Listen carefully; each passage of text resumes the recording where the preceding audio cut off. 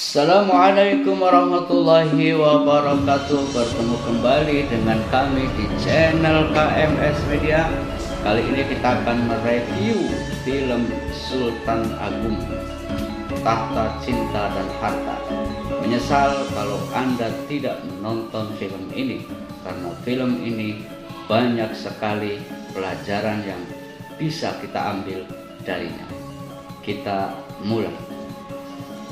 Film Sultan Agung, Tahta Perjuangan Cinta merupakan sebuah film yang bergenre kolosal, namun dibalut dengan bumbu percintaan antara Sultan Agung dengan tokoh fiktif bernama Lembayung ketika masih dalam satu padepokan, sehingga memberikan keunikan tersendiri serta menarik dan diminati golongan muda. Aku juga akan melakukan hal yang sama jika tiba-tiba saudaraku menghilang. Kang Seto itu bukan cuma kakakku.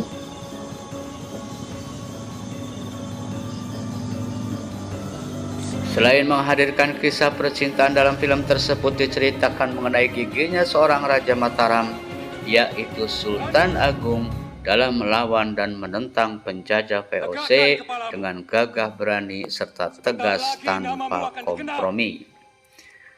Film ini disutradarai oleh Hanung Bramantyo dan dirilis pada tanggal 23 Agustus 2018 yang silam. Dalam review kali ini kami tidak akan mengulas mengenai adegan percintaan, melainkan hanya fokus pada cerita sejarah Sultan Agung menjadi raja dan bagaimana perjuangan beliau ketika melawan VOC. Sultan Agung memiliki nama asli Raden Mas Jatmika. Beliau dilahirkan di Kuta Gede, Mataram pada tahun 1993.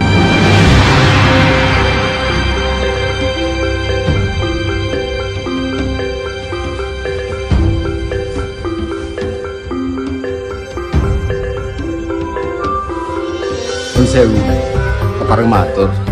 Kawula minangka Adapun nama warga lain dari saking Sultan Kangkinen. Agung adalah Raden Mas Rangsang. Beliau merupakan putra dari Prabu Anyakrawati dan Ratu Mas Adidiah Banawati. Ayah dari Sultan Agung merupakan Sultan kedua Mataram Islam. Cerita bermula ketika Senopati mengangkat Mas Jolang jadi raja kedua kerajaan Mataram. Mataram memasuki masa prahara yang berkepanjangan. Banyak daerah yang memberontak dan didukung para pangeran yang tidak puas dengan pelantikan Mas Jolang sebagai penguasa Mataram. Mataram memerlukan lebih banyak lagi pangeran-pangeran sing mumpuni kaya sliramu. Ibu sampun kuatos. Saya selalu menjaga amanah ibu. Keadaan Mataram semakin tidak menentu. Perampok lan pengkhianat padha nyawiji melawan ramamu. Inji awit saking menika saya disembunyikan kepada Pak Jajaran. Jangan Untuk menjaga Mataram dan menjaga syariat Islam yang diwariskan oleh Kanjeng Sunan Kalijaga, Mas Jolang mengirimkan putranya ke sebuah tempat, yaitu Padepokan Jejeran, untuk dididik menjadi penerusnya. Jangan pernah kamu berpikir Romo lan ibu mau membuangmu. Boten ibu. Saya senang ibu dan Romo mengirim saya ke sana.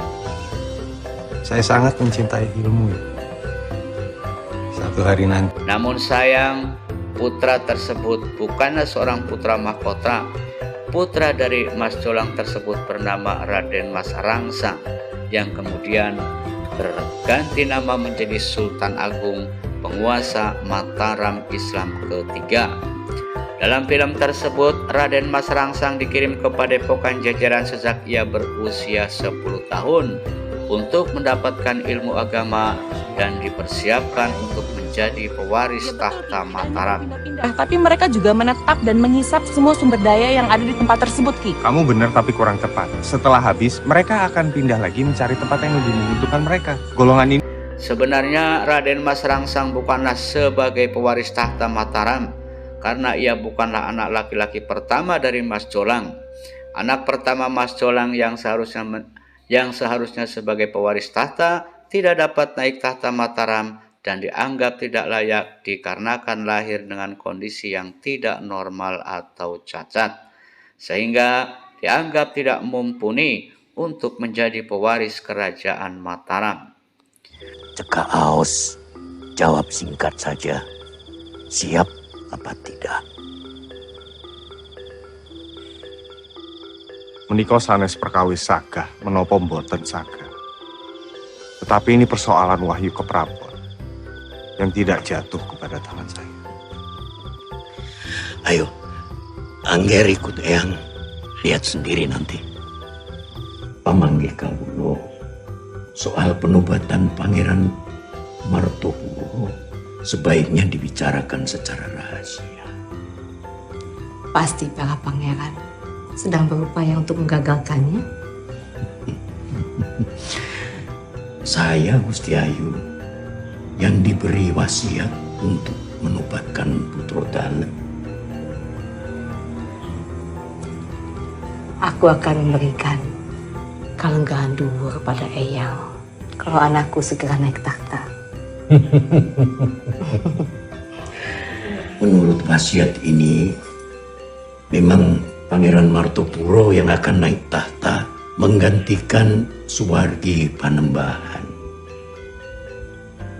Tapi Gusti Ayu, ada satu hal yang harus saya tanyakan kepada Gusti Ayu. Wonten menapa?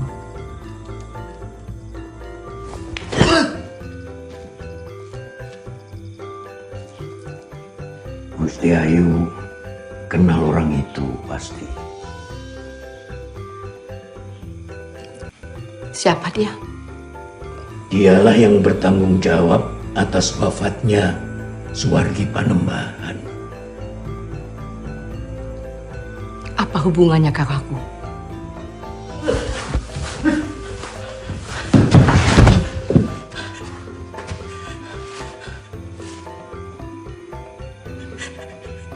Nyuwun pangapunten Gusti.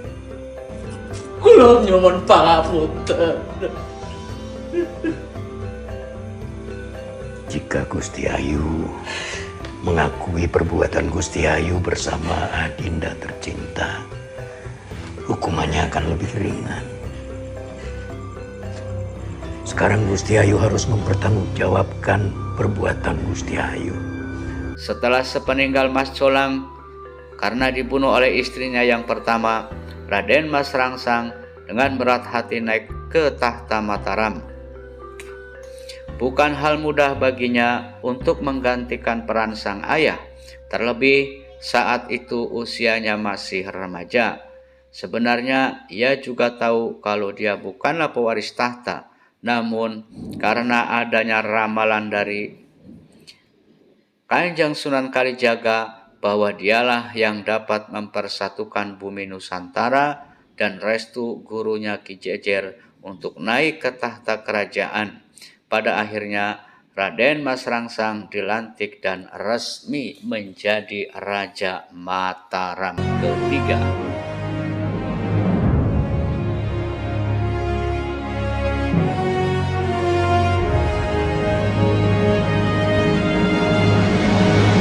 Tahta dari Raden Mas Rangsang merupakan amanah dari Kanjeng Sunan Kalijaga untuk melindungi rakyat Jawa dari penjajah Belanda yang menjarah Nusantara secara kejam. Itu datanglah golongan yang paling rendah dari Meleja, golongan para tuca, ya, yang hidupnya cuma serakah, merampas hak orang lain, menjara dan merampok.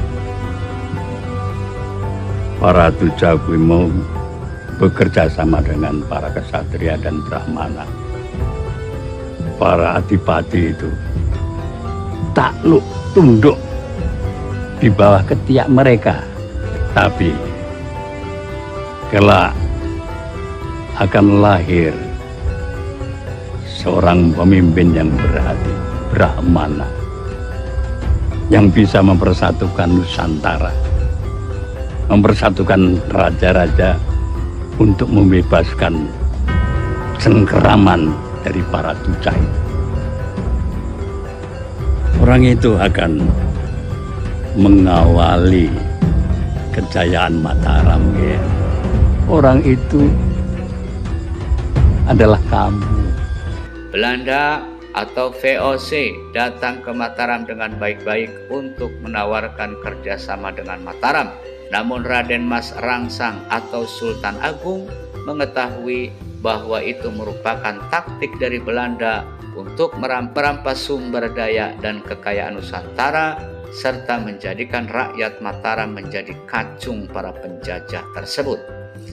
Taktik ini sudah diketahui oleh Raden Mas Rangsang atau Sultan Agung dengan belajar dari pengalaman beberapa kerajaan yang runtuh akibat VOC Belanda tersebut. Company itu milik perseorangan atau sekumpulan banyak orang? Jayakarta. Kami sekumpulan saudagar, Bagenda. Menarik. Sekumpulan orang kaya yang berkumpul menjadi satu. Modal kalian itu pasti besar. Tidak heran Anda membawa senapan-senapan hanya untuk berdagang.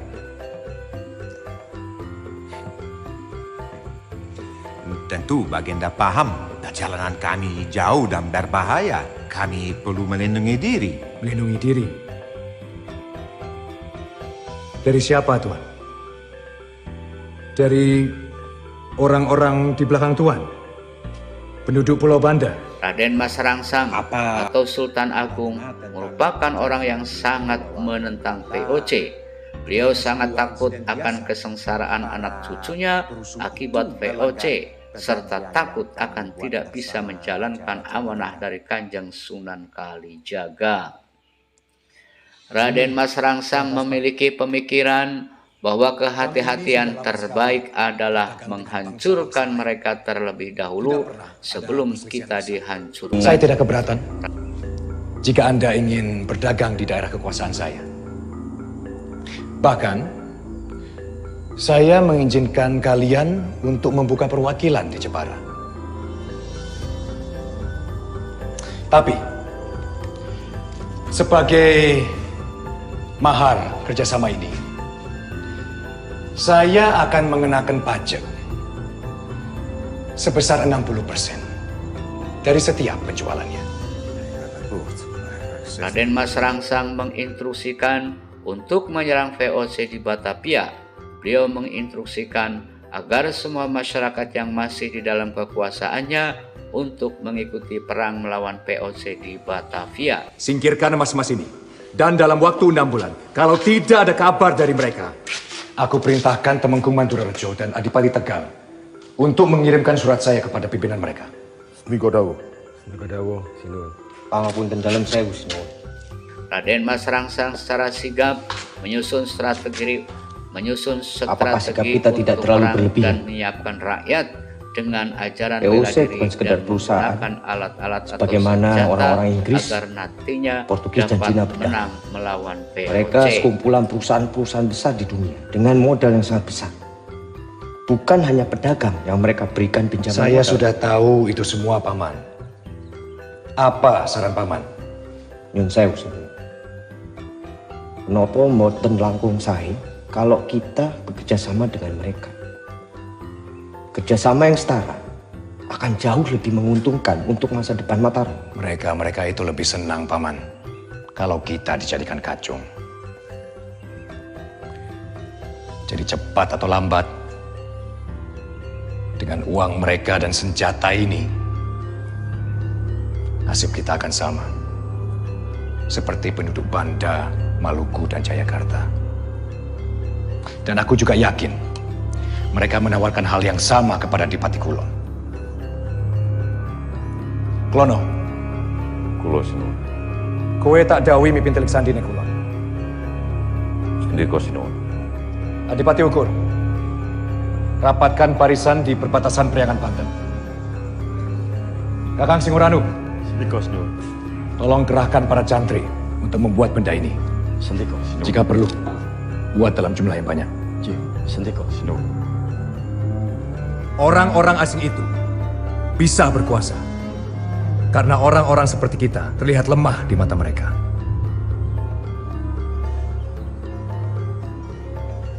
Anak muda dilatih menggunakan panah, berkuda, menggunakan bedil atau senapan, menggunakan jurus-jurus. Pokoknya semua dilatih untuk siap berperang melawan VOC.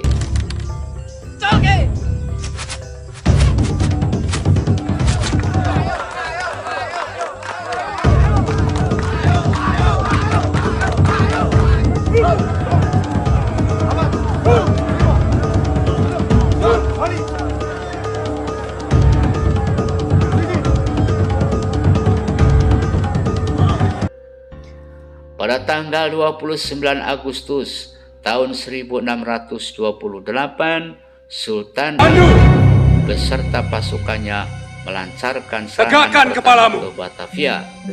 Sebentar lagi namamu akan dikenang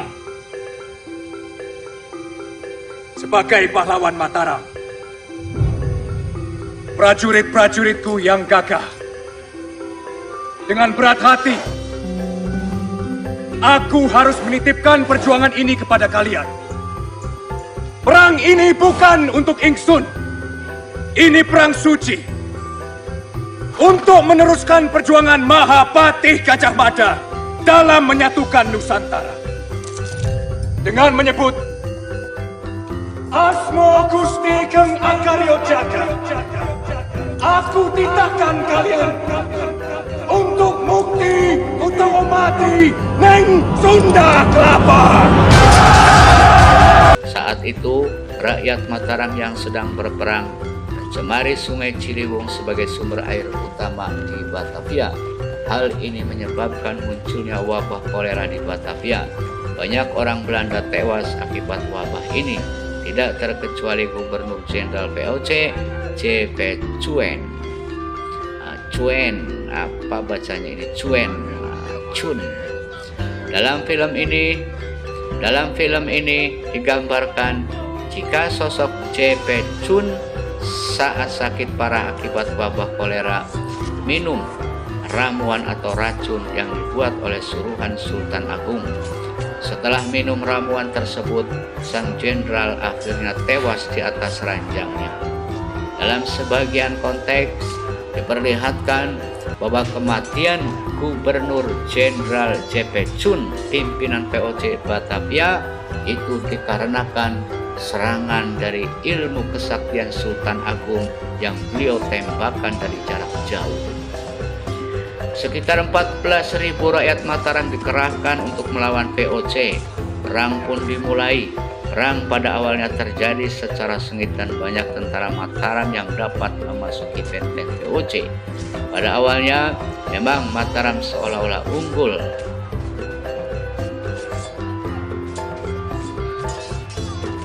Terjadi perlawanan yang sangat sengit.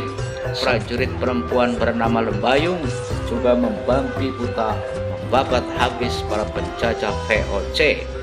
Mereka tidak takut mati.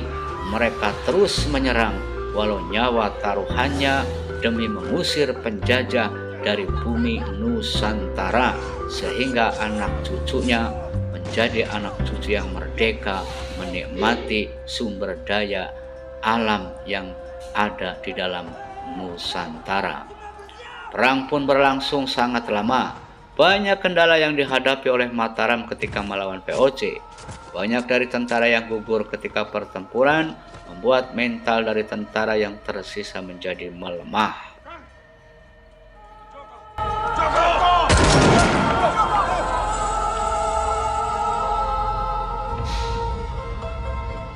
Persediaan makanan yang semakin menipis. Melihat keadaan makanan yang semakin menipis, Raden Mas Rangsang atau Sultan Agung kemudian menginstruksikan untuk membangun lumbung padi di pesisir pantai utara sebagai tempat penyimpanan makanan ketika panen, sekaligus menjadi stok makanan untuk keperluan perang prajurit Mataram. Namun lumbung-lumbung padi tersebut diketahui oleh VOC dan lumbung padi tersebut dapat dibakar sampai tidak tersisa. Ini diakibatkan ada beberapa pribumi yang berkhianat membela VOC demi upah dan sedikit harta. Kondisi tentara Mataram semakin memprihatinkan. Tentara yang tersisa hanya sedikit, serta banyak adipati-adipati yang gugur dalam peperangan, serta diperparah dengan persediaan makanan yang semakin menipis dan tidak mencukupi untuk peperangan yang berkepanjangan. Dengan melihat fakta kondisi yang demikian, Raden Mas Rangsang atau Sultan Agung kemudian menginstruksikan para prajuritnya untuk kembali ke Mataram. Mataram telah kalah dalam peperangan. Para tentara dipersilahkan untuk kembali kepada keluarganya masing-masing. Hamba ingin menyampaikan sesuatu, Sinuwun.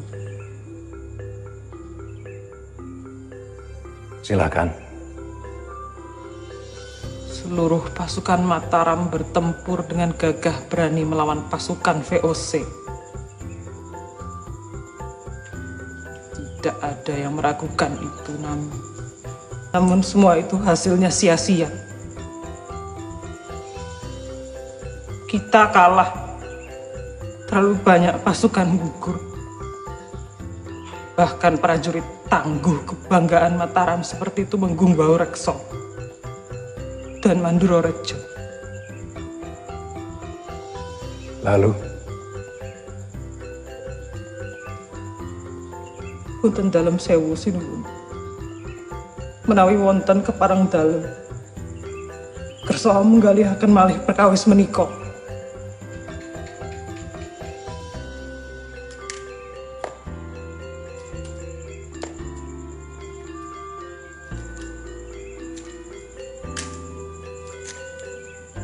Apa aku terlihat seperti mengorbankan rakyatku?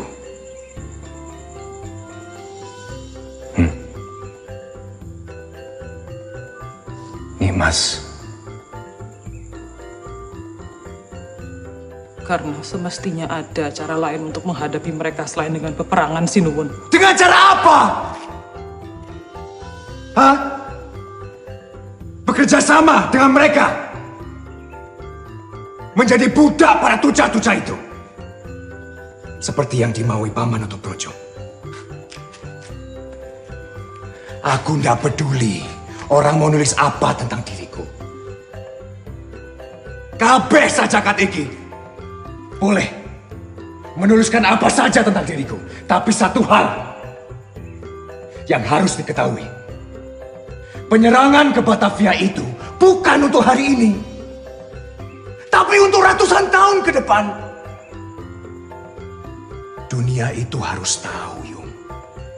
Kalau kita itu bukan bangsa yang lemah. Anak dan cucu kita akan mencatat itu. Panggil Ki Juru Kiting dan seluruh pangeran untuk masuk. Namun Sultan Agung menganggap bahwa peperangan melawan VOC merupakan sebuah kemenangan. Rakyatnya dan prajuritnya berani untuk melawan ketidakadilan dan penindasan VOC, serta berani membela tanah airnya dari kesewenang-wenangan bangsa asing. Hal ini merupakan suatu kemenangan dan prestasi yang sangatlah gemilang. Bali.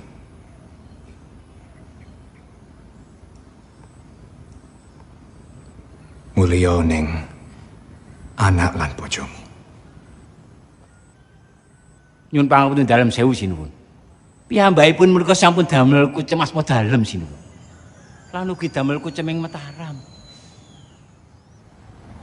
Kita sudah menang, Paman.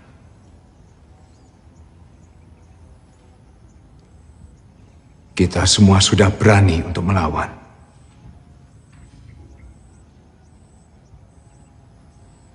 Pulang. Pulang kalian semua. Ajari anak-anak kalian untuk mencintai negeri ini.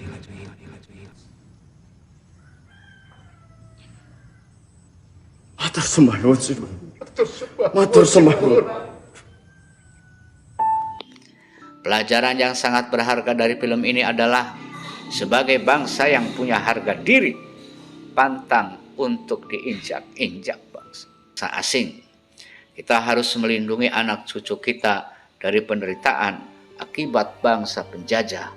Walaupun hasil dari peperangan itu belumlah maksimal, tapi sejarah akan mencatat bahwa kita adalah nenek moyang dari cucu-cucu yang memperjuangkan nasib mereka. Ajari anak cucu kita tentang cinta tanah air. Untuk Sultan Agung dan para prajuritnya yang gugur membela tanah airnya. Al-Fatihah.